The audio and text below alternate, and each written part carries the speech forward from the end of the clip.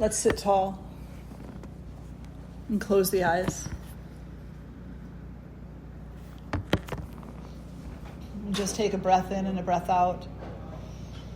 Allow yourself to settle in nicely. Settle into the space. Settle into your breath and settle into the moment.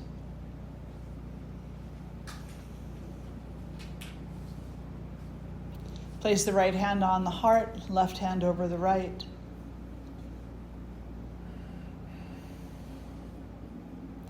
And just feel your body being breathed. And feel that divine breath is filling you up and emptying you out, all in the same moment. Nourishing you, and yet also creating a space within you,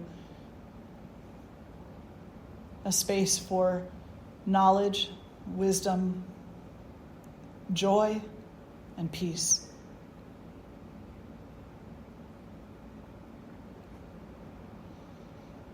And we'll draw the hands together in front of the heart and lift our voices in the invocation mantras. If you know them, please join. Taking a breath in for Om. Om.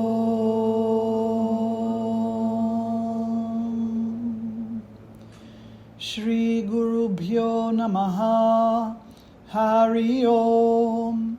Ganana Antva Ganapati Gum Hava Mahe Kavin Kavinam Upamashravastamam Jesta Rajam Brahmanan Brahmanaspata Anashrinvanuti Besidha Sadhanam Mahaganapataye Namaha Prano Devi Saraswati Vajebhir Vajini Vati Dhinama Vitriyavatu Ano Devo Brahataf Parvatada Saraswati Ajata Gantu Yagnyam Havan Devi Jujushana Ghritachi Shagman Novacha Mushati Shrinotu Vagdevyai Namaha.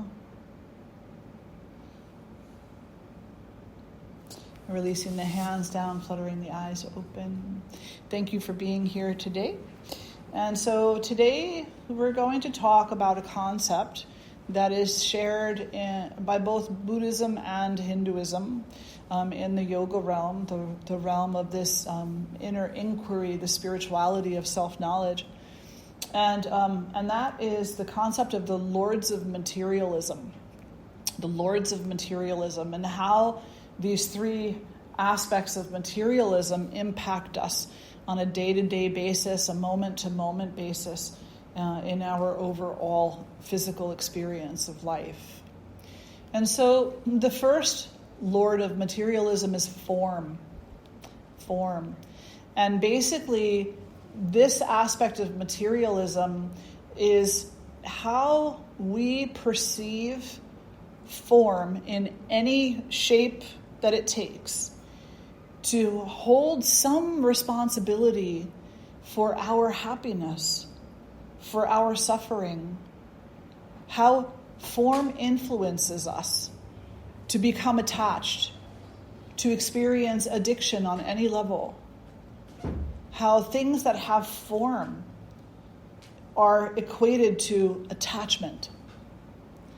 And so form is a really important concept, because when we think of form, we think of it abstractly.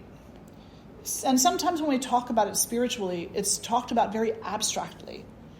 It's like, well, don't be attached to anything with form, you know? And then we identify that as our daily coffee or our shopping, or we tend to take it to one thing. But when we talk about form in spirituality, we're talking about any form. We're talking about the chair that's on the floor, the seat that has legs on it, the body that is sitting in those seats. We're talking about the building. We're talking about the plants, the sky, the clouds. We're talking about the ant, the bee, the wasp, the horse, the dog, the cat. We're talking about every form, every single form, and how every single form influences our tendency to attach ourselves. Everything. So a butterfly causes within us, or influences within us, an attachment to that which we think is beautiful, pretty, gracile, delicate, representative of personal growth. And so we want butterflies everywhere. We want them on the walls. We want them in the garden. We want them all over the place. We buy books about butterflies.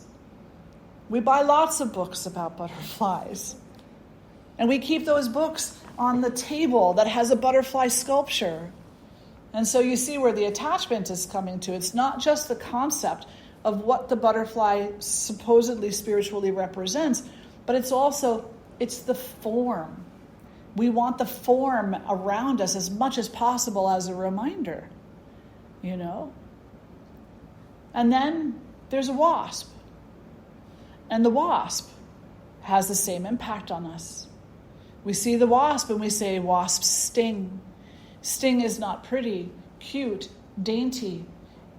The sting is not spiritual growth. It's pain, it's suffering. I don't want the sting. So what does the form of the wasp, cause us to become attached to? We have to go and buy wasp killer, wasp traps, fake wasp nests, whatever, you know. We try. Or we go and we get something that is supposed to eat the wasps, you know, and we put that in the garden, like praying mantises or cicada bugs or something, you know. We pray for those. We become attached to their presence because we feel that in some way, shape, or form. Or we put bat nests around because sometimes they'll eat the wasps too. So we become attached to all kinds of forms because of our attachment to a single form. See what a mess it is, right? Yeah. And this attachment is not just attachment, give it to me. It's also attachment to avoidance. So form, it drives us day in and day out. Every single thing. You go home to your house today and look at every single thing in your house and you will find attachment in every single thing. Everything. From the picture that's on the mantle, to the murti that's on the altar, to the broom that's in the closet, all of it. It all represents attachment. So when we talk about non-attachment, what we're saying is we live in a material world that was constructed by humans. This material world is human-made. At the very least, you should understand how it drives you mad. And at the very, very, very best, you should understand that there are practices that you can put in place so that you can be less attached and maybe even unattached to certain things so that you're not driven quite so mad. And then these forms can become tools. They can become, things that you utilize in order to support service, in order to support the alleviation of suffering. So let's just say that you have an attachment to, some kind of canned soup, and this canned soup, organic, whatever blend it is, it tends to be very expensive, and the local grocer has it on sale. Buy 3 for 1 or something like this. And we say, holy cow, I've got to go get me a couple cases of that. This way I have enough for the next 27 years. And in the event of a nuclear explosion, I can live on this stuff, right? So this attachment has become a chronic attachment. It's okay to enjoy your favorite food. It's okay, But when there are other people in your immediate vicinity who have no food or who don't have the ability to purchase, a healthy food for themselves, would it not make more sense to see the ability that you have to buy those cases and cases of your favorite soup, doesn't it make sense that you would be able to do that so that you can then turn around and give it to someone in need? That you've been so blessed to have more than enough. We don't have more than enough so that we can keep it. We have more than enough so that we can give it. So turn the form into an empowerment, not an enforcement. Enforcement of addiction or empowerment of freedom. It's your choice.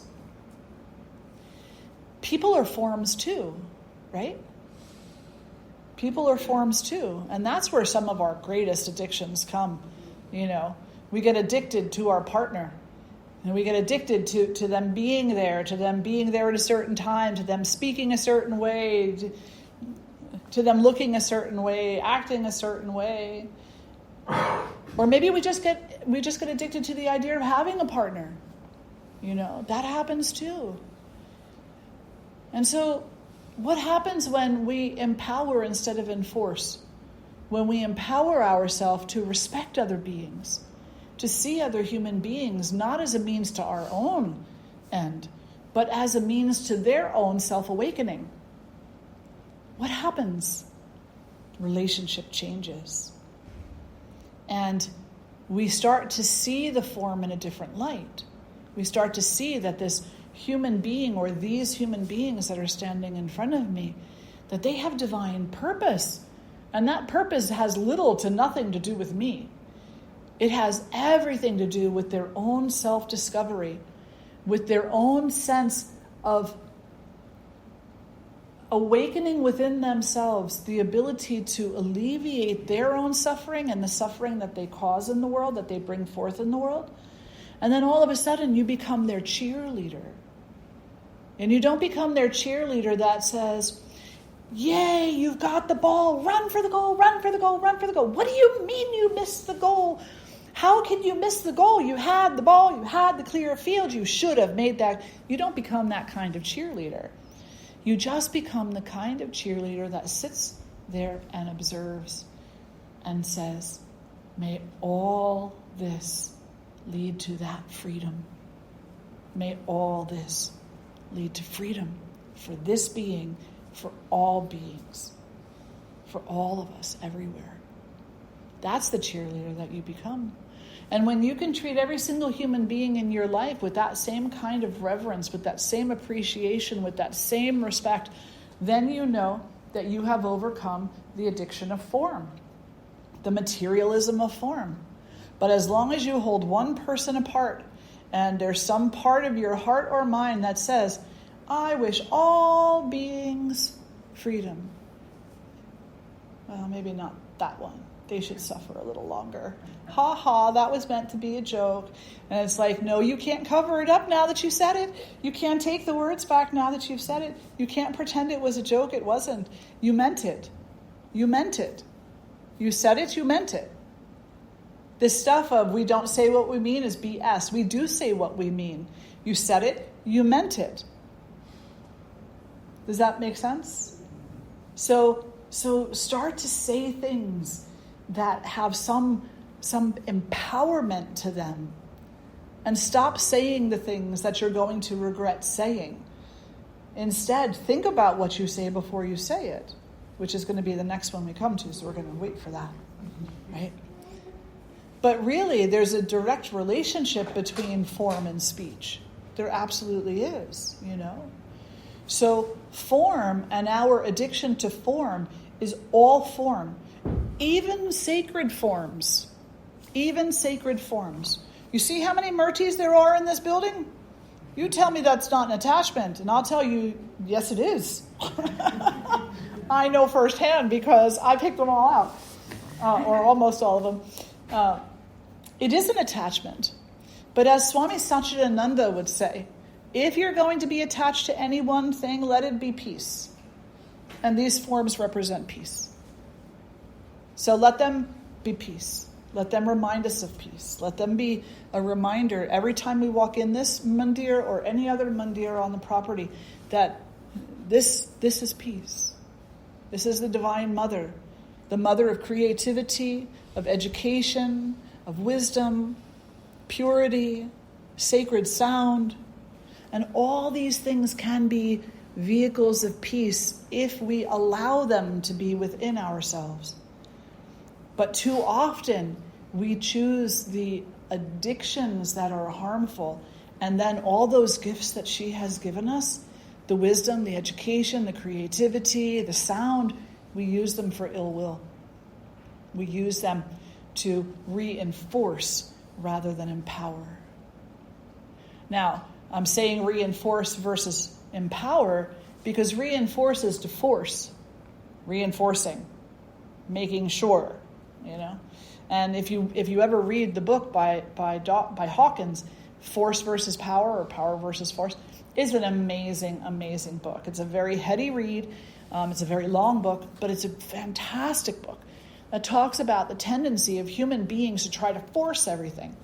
We want to force it all. And it doesn't work. The force doesn't work. Only power works. You have to see it as power. And not just your power, but power that is shared amongst all beings. And then empower the power within yourself and empower the power within all others. And don't see it as being, well, if you're empowered, then I can't be empowered. It's not a competition. Because your power is my power, and my power is yours. We share power. And when we share power, we are most empowered. And then we don't need reinforcement. We don't need anything propping us up. Because what is reinforcement but a prop, right? So this can also go directly to what I was saying in class about the use of props. Props are things that you use around your body in order to reinforce the idea of peace and surrender and acceptance and letting go of that which causes the nervous system to move into the fight or flight or freeze. And so you do need those props. Absolutely, in the beginning, you need to have those because it's one very useful way of reminding yourself that you can do things a different way. For most students, eventually they won't need it. Eventually they won't need the reminder. Eventually we won't need the reminder. We'll have an attachment to the reminder, but we won't need the reminder. Because whether we walk in this room once a week, once a day, 10 times a day, once a year, or never again, the essence of Saraswati Ma will be here first. And that's where she'll reside. We'll be like Hanuman, ripping the chest open and having Ram and Sita displayed on his heart.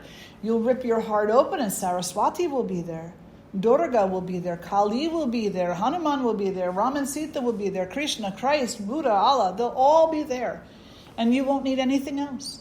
You'll need no reinforcements because you will have the empowerment of the truth within yourself. Does that make sense? Yeah.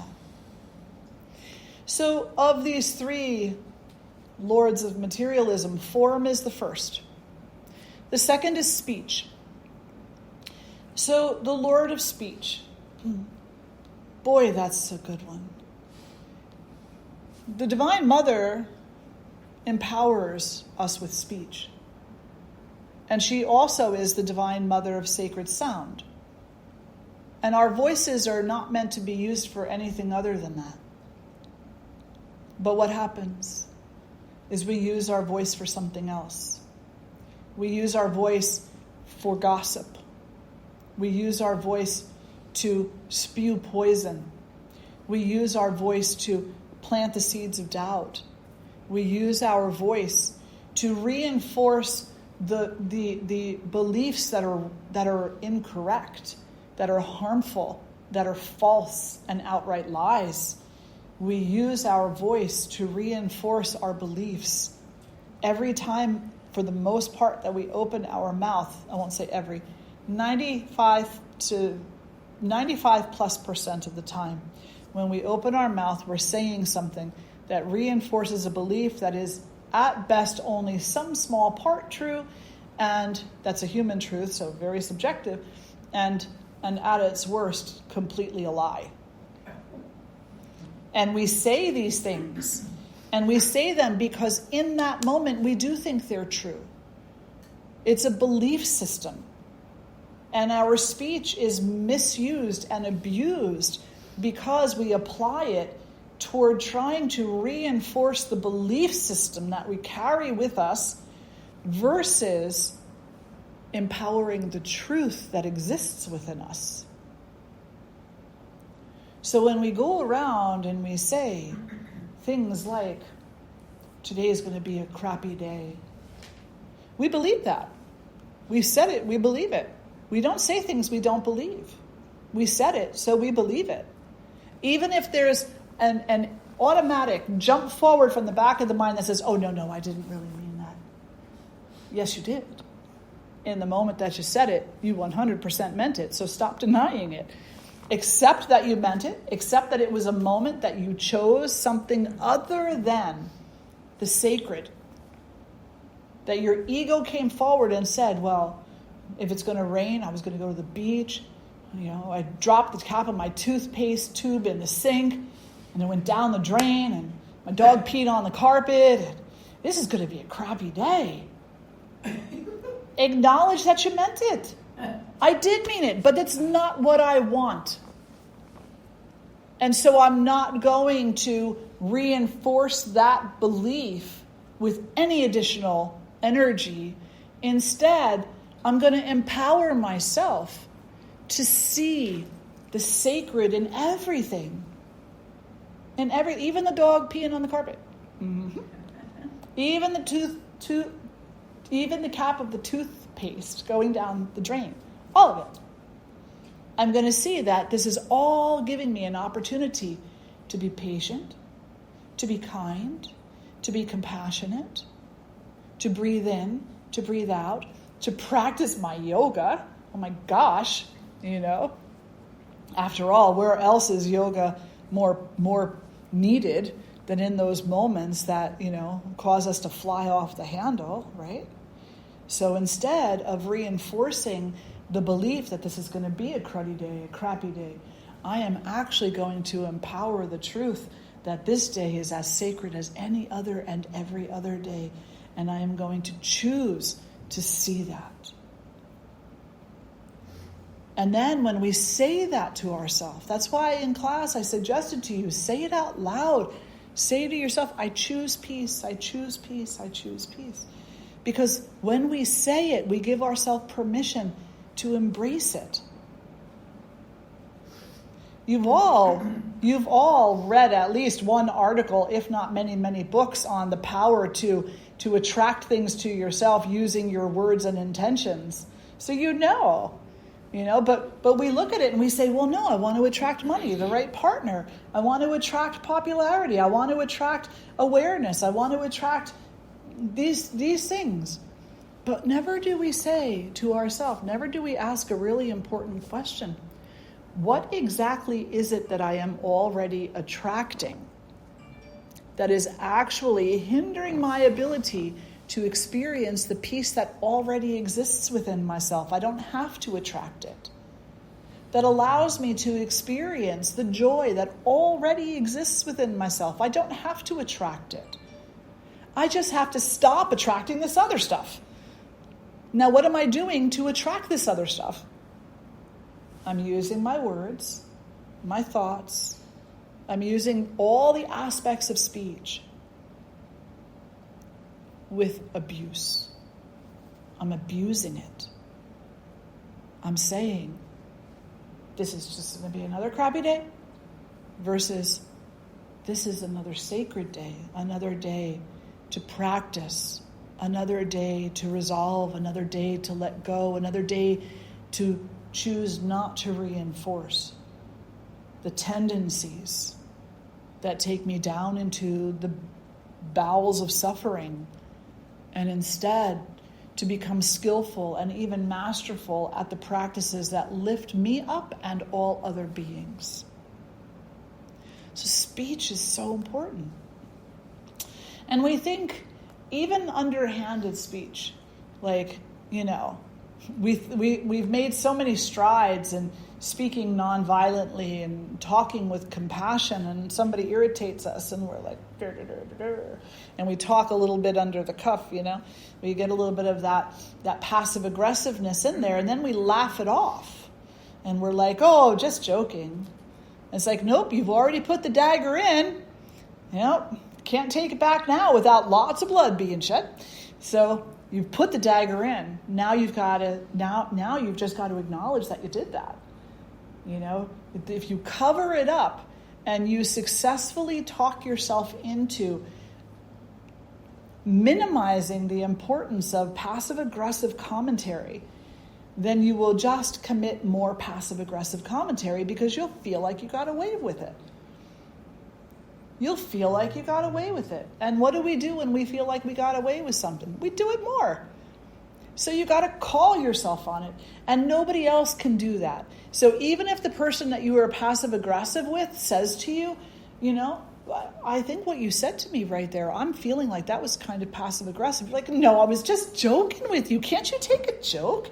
You know, suddenly you're like putting them on the spot, making them feel like there's something wrong with them.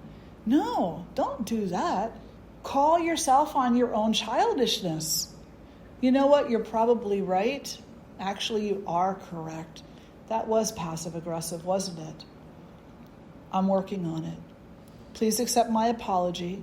In the moment, I may have meant it, but now, as an afterthought, I am very sorry that I gave in to that tendency that I have, and I will try harder.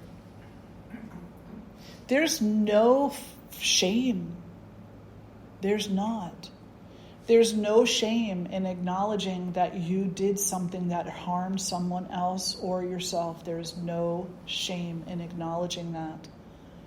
There is shame in furthering the lie that you didn't. You know? You'll never correct yourself if you constantly let yourself off the hook. It just won't happen. It's too easy. And as human beings, we have too much of a tendency to take the easier route. And to surround ourselves, you know, with what's easy. We get lost in the idea that, you know, that's happiness. It's easy. It must be happy. But it's not. It's not happy. And it's also not easy in the long run. Because if we keep our eye on the ball, if we keep our eye on the goal, if we put our mind to the task, we understand that every single karma that we engage in that has a stickiness to it has to freaking be resolved. So every passive-aggressive statement, every way that I use my speech, my thought, my intention that has been abusive has to be corrected. It has to be realigned, and that energy needs to be neutralized. And I'll keep coming back in another body until it's done. So, wouldn't it be better if I just stopped now? You know, it's like my shopping cart's already full. I don't want a second one, or a third, or a fourth, or a 500th. So I'm just going to stop shopping now. And to go to the checkout, and I'm going to start working through it all. You know, doesn't that make more sense for the individual who is truly invested in freedom? But here's another way that we kind of bastardize the Lord of speech, you know. We take the concept of freedom and we twist it. And we say, well, what is freedom? Well, if I'm going to have the expression of my own freedom, I should be able to talk passive-aggressively all I want to. I should be able to tell anybody anything that I want to tell them. And if they don't like it, not my problem. That's not freedom. That's being so bound to the idea that you are, oh, goodness gracious. First of all, there's an ignorance there that's very thick, like quicksand. And an individual who thinks that that is what freedom is, they are stuck in the quicksand and they're grasping at twigs and vines that are breaking, and they're getting more and more stuck. More and more. They're sinking. into the throes of suffering. And it's only when they acknowledge, oh, that's a limitation, isn't it? That's such a limitation. And a lot of people will say, oh, I'm speaking my truth. I'm just speaking my truth. Yeah. But it's hurting all these other people. Right? But is it harmful when you're speaking your truth? Like, absolutely, 100%. But that's freedom, isn't it? A lot, I think that, yeah. Sometimes people say, oh, speak your truth. And here's the thing. Absolutely, they can do that. They can do that. But the ultimate freedom comes when you understand wholeheartedly that there is a consequence to that truth, to that personal truth, because that's not the ultimate truth. There's a consequence to speaking that personal truth in the way that a person might wish to speak it. And in speaking the truth, you have to accept the consequence, because it's coming anyway. It's coming to you one way or another. It doesn't matter. It doesn't really care if you say, no, it's not. No, it's not. Yes, it is. Yeah, it'll be there. It's going to show up. Absolutely, 100%. And then we ask, well, why am I still suffering? I'm practicing being free. I'm speaking my truth. No, you're just lashing your whip at people. Stop lashing your whip. Put the whip down. Don't lash it at yourself. Don't lash it at others. Put it down. Put it down and breathe. And look around you and see all the different ways that you can be more full of patience, love, and peace. Because you've already got them. They're already inside you. So is anger, So is passive aggressiveness. Why are you feeding passive aggressiveness when you could be feeding peace? This beautiful story, it's told a lot of different ways, but basically, this child, indigenous child from what we call Native American population. What's the politically correct way of saying that now? Yeah. Northern Territory indigenous child. Okay, there you go. He's talking to his grandfather. I know. Talking to his grandfather.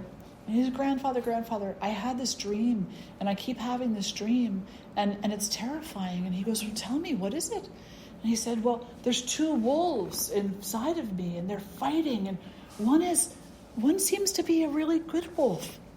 One is a white wolf. The other does not. The other is a shadow wolf. It's very, very terrifying. I don't know who's going to win. Who's going to win? And the grandfather looks at him and says, whichever one you feed, that's the one that's going to win. So, and we look at these stories, we say, that's such a beautiful story. But do we ever break it down? And we say, we're not talking about some fictitious little child here. We're talking about you and me. What does your white wolf look like? What does your shadow wolf look like? Which one are you feeding and how? And why aren't you feeding the other one? The white wolf. Why aren't you feeding the peace? Well, I do feed the peace. I do. I go to yoga once a week. I serve in the food kitchen and I try to be nice to everybody. Well, whoa, that's not feeding the white wolf. The first two, yes. The third one, no. Niceties are not kindness. Niceties are niceties. Kindness is kindness. They're two different things. Niceties are typically undertaken out of obligation or fear of retaliation. Kindness is done irregardless. Or regardless, if you're one of those people that don't like the ear in front of it. Attachment to speech. Yeah. So kindness is what we do no matter what. It's our pledge to not harm. It's our pledge to support the alleviation of suffering to whatever degree we can. Niceties are, let me make you feel good. And in doing so, try to ensure that you're not going to make me feel bad. Two different things. So we have to ask ourselves, when we look at parables like that, which is a very powerful parable, when we look at that, we have to ask ourselves, Do I even understand what the shadow wolf is within myself? How that comes forward, in what circumstances, under what triggers? I know my triggers. Do you? You might know one or two, but do you know them all? Because none of us know them all. There's always a surprise around every corner. There's always someone or something that's going to happen or something that's going to be said, and we're going to be shocked, literally shocked at our reaction. We're going to be like, oh my gosh, I thought I worked through that. It's like, you didn't look at it. How could you think you worked through it? You have to look at it. Your trauma doesn't have just one aspect to it. It's an onion. Your trauma has so many triggers as the sky has stars at night. So, our job is to look at that and to say, not knowing what they are is feeding the shadowy wolf. It's feeding that violent wolf. Because it's leaving ourselves vulnerable and susceptible to reaction. Taking a look at the stars and seeing them in all of their majesty, all of their everything, because even your triggers have a beauty to them. Why? How could your trigger possibly have a beauty to it? Because once you know the trigger, accept the trigger, work with the trigger, there's nothing but freedom waiting for you. Freedom from that trigger. And there's also a deeper integration, because we don't take our triggers and push them aside, sweep them under the rug, throw them out the window, toss them in the garbage can. We don't do that. It's not spiritual bypassing. It's acknowledging this is something that I'm carrying with me. This is something that's in my backpack, in my pocket. This is something that I think is in my heart or in my mind. This is something that's going to be there. And so I'm not going to look at it as an enemy that I have to annihilate. No, and people who tell you annihilate your triggers, no. That's just another form of violence. You have to embrace your triggers. Now that is not saying you have to act on them. That's not what I'm saying. You have to embrace your triggers like you would embrace a child crying.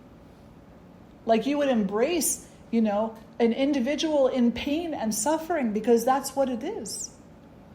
So embracing your triggers is just saying you're embracing your diversity.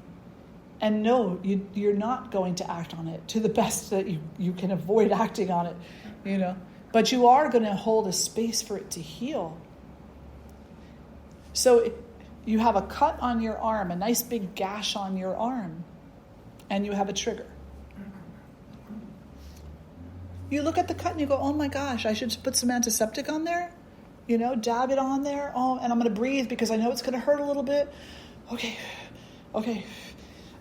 Now I'm going to put a little bandage over it. I'm going to be really careful and mindful, and I'm going to put a little tape over the bandage and make sure it doesn't get reinfected. And you look at that gash and you treat it with such care. And you look at your trigger and you say, get away from me. You don't take the gash and try to sweep it under the rug. You know exactly how to treat it. Why don't you know exactly how to treat your trigger, which is the same exact thing? It's only energetic and not bleeding on your carpet. Right? So you take the same mentality that you do to the physical injury, as long as it's a healthy mentality, and you apply it to the trigger. You say, how do I support your healing? How do I disinfect you so that you're not constantly being reinfected, bringing about pain for yourself and for others? Does that make sense? Yeah. And then the third lord of materialism is the mind. And all of the different parts of the mind, all of the different functions of the mind, all of it is so crazy. The mind is so complicated. It's never one thing at one time. It's always a multitude of things. We always have a serious plethora of emotions going on at the same time. We can be crying profusely, sad, grievous, angry, happy, all in the same moment. It's nuts. That's how complicated the mind is. The mind can bring forth so many different things, and rarely do we know what is there. We attach to one thing. We say, oh, I feel sad today. I feel sad and I only feel sad, and leave me alone. Teenagers do that, don't they? I'm sad today, leave me alone. There's no such thing as happiness in this life ever. We all did that as teenagers. Anybody in here not do that?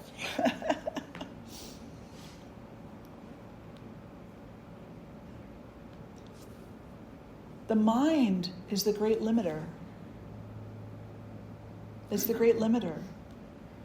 Because while it brings forth so many things in a given moment, it also tells us, pick one.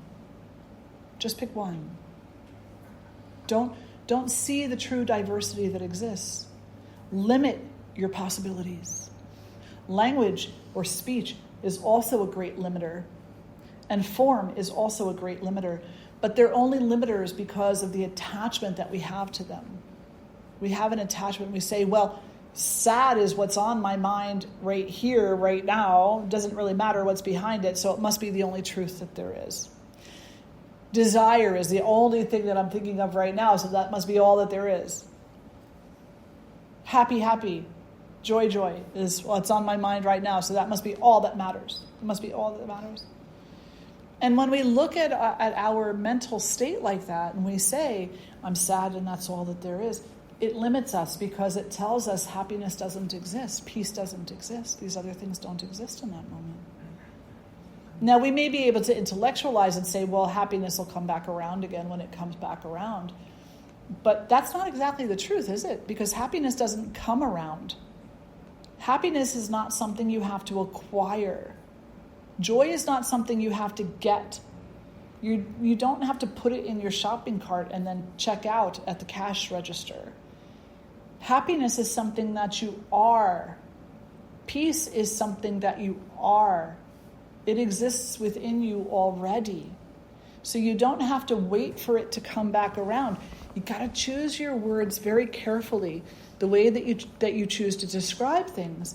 Because when we say, well, I got to wait for happiness to come back around, you said it, therefore you meant it. So there's some part of you that believes that you aren't it.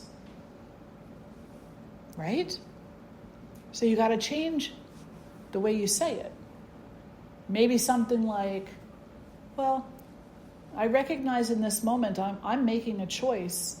I'm choosing sadness. I'm choosing melancholy. I know happiness is there. Why is it so difficult for me to see the happiness? What can I do to clear off the windshield? To clear my eyes up a little bit, to clear my vision up a little bit so that I can see that happiness is still there, always there, forever there, never leaves me. What can I do? How can I interact with this? So that I know, so that I can see that peace is still there. What can I do? Because right now I'm choosing anger. And I know I'm choosing anger. Why? Because I'm pissed off. That's a sure sign that you've chosen anger, as I'm pissed off. Choosing anger. Peace is not here. It'll come around when it comes around. Nope. Peace is here. Peace is here. What do I have to choose in this moment in order to see that peace is here? Accept that peace is part of anger. Peace is part of anger. Anger is not part of peace. Peace is part of anger. Why do I say peace is part of anger? Who's tying together who's putting the connections together from how I opened this conversation and what I talked about in class? How do we know peace is part of anger? It's a prop. What was that? It's a prop. Anger or peace? Peace. In this particular moment, that's a good way to put it. Yeah, absolutely. It's what's relying upon it is what's going to reset the nervous system, for sure. But also because peace is what's always waiting for you. It's the underlying ocean, right? Correct. The wave on top. Anger is the wave. Mm-hmm. And why is the wave not real? In spiritual terms in yoga, we talk about the real versus the unreal. And we don't mean that there isn't some kind of a human reality to anger, because of course there is. You feel it, it's there, it's humanly real. But in the spiritual component of things, the anger is unreal. Only the peace is real, because the peace is the substrate. Anger is the wave.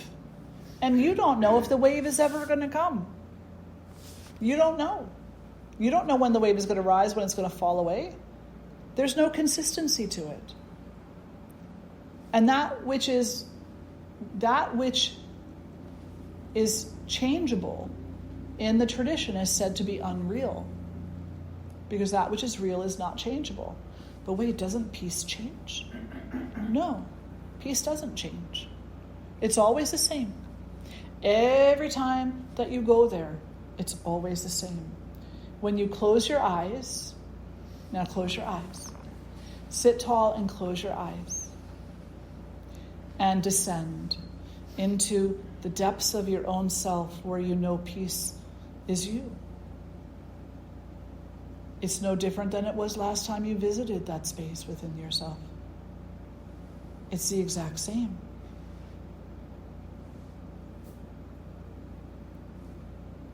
And then flutter the eyes open. It only takes a moment to descend, to go there, to feel that within yourself. And it's always the same feeling, isn't it? It's always the same feeling. It never changes. It's like looking up at the night sky. Oh, I used to sit outside for hours and just look at the night sky and be like, that is the soul. That's the macrocosm of the microcosm. And you look at the sky and it's always the same. It doesn't matter where the stars are. But that night sky is always the same in its depth, in its intensity of relief, in its emptiness and in its fullness. It doesn't fluctuate. But anger does, doesn't it? Because sometimes you're just a little bit pissed off. And sometimes you're a raging lunatic pissed off. It always changes, and you don't ever know which one's coming. You don't know which one's coming. You don't know how much it's going to be. You don't know what its toll is going to be. You don't know. And you don't know who's going to accompany you. You don't know what friends it's going to bring along. Maybe it's going to bring along sorrow, depression. Maybe it's going to bring along its murderous friend. All of those ones that like to annihilate everything. Right? You don't know. Something that radically chaotic within ourselves? No. Those are waves. And where are those waves going to reconcile themselves to? Back down to the depths. To peace. Yeah. They have no choice. Peace is just here. And then the wave comes up, and the wave can't stay that way. Because it's not, it doesn't have an eternal feed to sustain itself.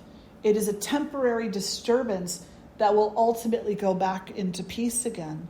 And you all know this, right? Because you're not still pissed, right? That resolved itself yesterday, this morning, last year, whatever.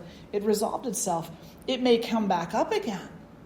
But then it'll resolve itself again, because it's not self-sustainable. It's not true. It's not the truth. It's not real. It's in spiritual terms. It may have a human reality, but spiritually speaking, it's not eternal. Only peace is. So start to use your mind. Temper your mind. Train your mind. Empower your mind to know the difference between what is of a temporary nature and what is of an eternal nature. What is of an unreal, although humanly, may have a human reality to it, but in the spiritual picture, it is more unreal versus what is real. Remind yourself, every disturbance that happens, where is this going to resolve to? Well, it's going to resolve to peace. Why don't I just go there now? Why don't I just embrace that now? I can acknowledge that I'm upset. I can acknowledge that the disturbance is there. I can cradle it like a child. I'm taking care of a cat right now, and such a sweet little baby cat. Oh my gosh, And I cradle him, and I hold him. I give him holding therapy, and I work to show him, to teach him, to train him, to know that fear is not all there is. That there's actually a greater truth out there. Fear is the human truth, or maybe it's the cat truth, right? It's the experiential of the moment, but it's not the ultimate. Okay, so bringing it all back around again, we have form, we have speech, and we have mind. And you can read some really wonderful thoughts on this. This is not me making this stuff up. Pem Chodron has talked about this. Buddhism talks about this. Yoga talks about this. Vedanta talks about this. So many texts have talked about these three, right? Calling them the three lords of materialism is a Buddhist term, but it's also talked about that way within the yoga tradition too. And now you can look at the three and you can train them so that they are working for your empowerment and not against it. No? At least more often. Any questions or reflections? No? We're good? Yes? I have a question that's kind of personal. Sure. Do you have any awareness of the kind of sounds you heard when you were in your mother's womb? When I was in the mother's womb, well, I'm in the mother's womb always, but I don't think that's the mother's womb that you're talking about. So we're always in the mother's womb, the Divine Mother. And what I would say that I recollect is a feeling. I don't know if that's the right word for it. I'll answer it this way. I'm very compelled to the night sky. I look out of the night sky, and when I look out in the night sky, I'm reminded of something. The vastness of it, the fact that it is all-encompassing, all-surrounding, and that there's a pulsation to it. I dive into the ocean. If I go swimming at the ocean, and I feel the same way. I feel the pressure and the release, the pressure and the pulsation. So beautiful. The all-encompassing, the all-surrounding. And so that's what I would say is the difference between when I was in the womb versus growing as an embodied being is that in the womb there's a constant knowing that we are not only surrounded but also permeated by this pulsation. And the moment that we're born, we begin to forget that completeness, that wholeness, that fullness. But we do come across reminders of it from time to time. Like when we look at the night sky, or when we dive into the ocean, or when we enjoy a hearty laugh with Sangha, good friends, or when we remember the love of divinity, that unconditionality of the love of the Divine Mother. There are moments when we're reminded of it, but then the more that we allow ourselves to be affected by this life, disturbed and distracted by the happenings that go on around and within. The spaces of forgetfulness become more and more, and it does become difficult to remember again. That's why we need to make the choice. Make the choice. Turn the television off, go outside and look at the night sky. Make the choice. Turn Facebook off, sit on your meditation cushion and close your eyes. It's the same thing as the night sky. Make the choice. Keep bringing yourself back to the remembrance rather than deeper into the forgetfulness. I know that's not a direct answer, but that's the best way I can answer it. Mm. Yes? I read in a book, it was a quote, and I don't know who the quote was from, but it was, love tells me that I'm everything. Wisdom tells me that I'm nothing. Yes. Between the two, my life flows. Correct. Can you I've read reflect that on too. Do I what? Can you? Sure. Do you have any opinion about that? Oh, absolutely. I have read that also. I feel like that might be in the Tao. And if it's not specifically stated in the Tao like that, then it's a commentary on some aspect of the Tao, but I think it's from the Tao. So, yes. We believe, there's that belief again. We believe we're fractured. We believe that we're not enough. We say, I have to get the right job, make the right amount of money, have the right partner, have the right kids, have the right fashion, have the right house, the right car. I have to get all of these things, and the more of these things that I get, then I'll look more together. I'll look like the billboard. I don't feel like the billboard, but I'll look like it. I'll look at least like it, right? So this idea of love escapes us because we're chasing things that will make us look like love. We're chasing things that will make us look the part. We have to put that down. We say, I don't need the car, I don't need the house, I don't need the fancy this, fancy that, whatever. I don't need the look. I don't need the look because I already am. So when we come into a great acceptance of the eternal existence of wholeness within ourself, then we no longer have to fear that we're not enough. There's a beautiful mantra, Om Purnamada Purnamidam Purna Purnamudachate Purnasya Purnamadaya Purnameva Vasishyate. Purna means full, complete. And that mantra means this is complete, whatever this is, and that is complete, meaning divinity, the mother, the father, whatever you call that. You can't take from this to make this, to give to this, and make this less full. It's not possible. Because they're one and the same thing. Neither one will ever be incomplete, ever. And you're part of that. I'm part of that. So when we come into this understanding that we are absolute fullness, divine fullness within ourselves, simply because we are, simply because we exist, then we can begin to know what love is. Because now love needs no condition. I don't have to love you to complete me because I don't need to be completed. You can't complete me. It's not possible.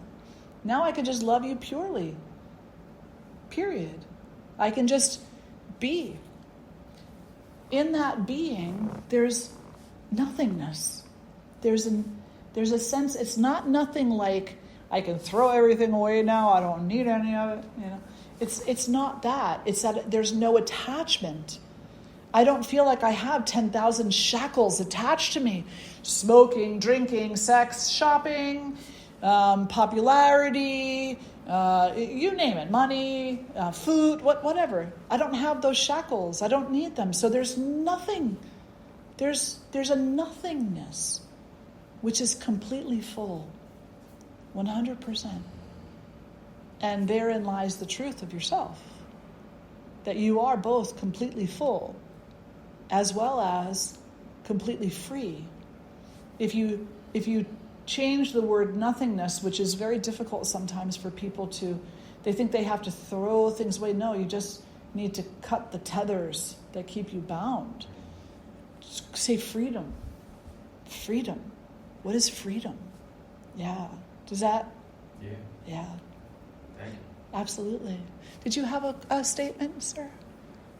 It's kind of a question, and I think maybe the salience of this experience for me, I think, is probably just kind of a stage. But it is salient and it is recurrent. For reasons I can hardly comprehend myself, I feel, and this is relatively recent, a recent rekindling of my spiritual life. I feel very committed. I commit myself to surrendering myself to love and service. But and there's a joy that comes with that. But there's also a loneliness. Yes. That's quite persistent. And I guess that was on my mind, my heart. Yes. So you're not alone. A lot of people say they feel that, and it scares the hell out of them. They say, well, I'm on this spiritual path and I'm doing all the right things, I think, and yet I feel lonely, and it causes such sadness. Why am I doing this? Why don't I just go with the distractions, where I can have some momentary relief from this loneliness? And then the reality, there's a couple of different ways to look at this. First of all, you're the one who's calling it lonely. You're the one who's identifying it that way. You're the one who's calling it that. Is it actually lonely? Is it actually sad? Or is it just that is the label that has been applied to it? Is there a different label that you can apply to it that might make it more meaningful? Because no matter how deep and intense your work is, you still have attachment. And one of our number one attachments is how we see things. So that we see something as useful, we see something as not useful, we see it as attractive, we see it as not attractive. And we see this as loneliness. Can we not see it as peace? Can we not see it as peace? Why do we have to say, and let's call it loneliness. That's perfectly fine too, actually. Why is loneliness bad? I don't know. Yeah. Because we're telling ourselves it is. That's why. Because we're telling ourselves it is. So the first thing is that it's all in the way that you choose to define it. The second thing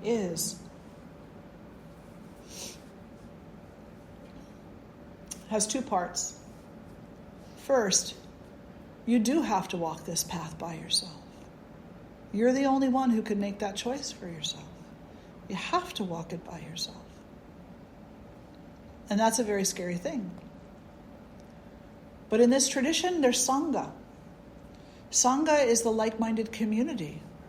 It's the place where you can receive the reminder, where you can come together, where you know that you're not the only one who's having this dilemma, this idea of but I'm feeling lonely because in this room there's several people, in the class there's several people, at every ashram there's so many souls doing the same work as you. So you come together and you say, this aloneness is my ego. Let me say this a different way. This tendency that I have to feel what I'm feeling, to define it as loneliness, and to see that as something that's that's not beautiful, that's not love, is my ego's attempt to continue its faux separation, to make me somehow different, apart, alone, lonely. When in reality, this is spaciousness. This is spaciousness. It's spaciousness. So that I can see the spaciousness within my own self that I'm freeing up. This is freedom. This is the struggle between the habitual self and the spiritual self. The habitual self says, I need some of those tethers. I need the... Yeah. And the spiritual self says, no, you don't. You really don't.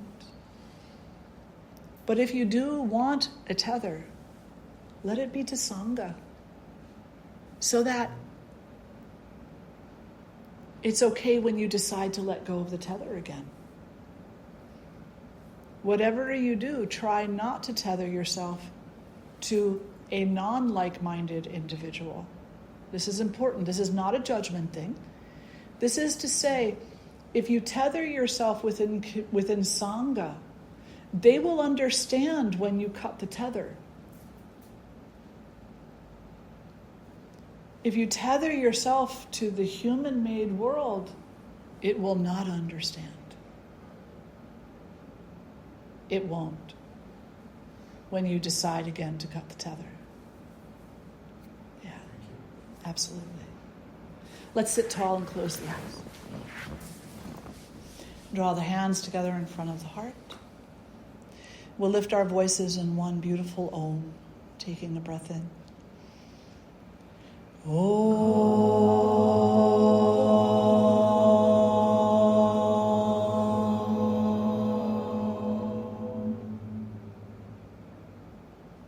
Om Shri Matre Namaha, Om Namah Shivaya, Om Shanti Shanti Shanti. Thank you all so much for being here today. So wonderful to gather with each and every one of you.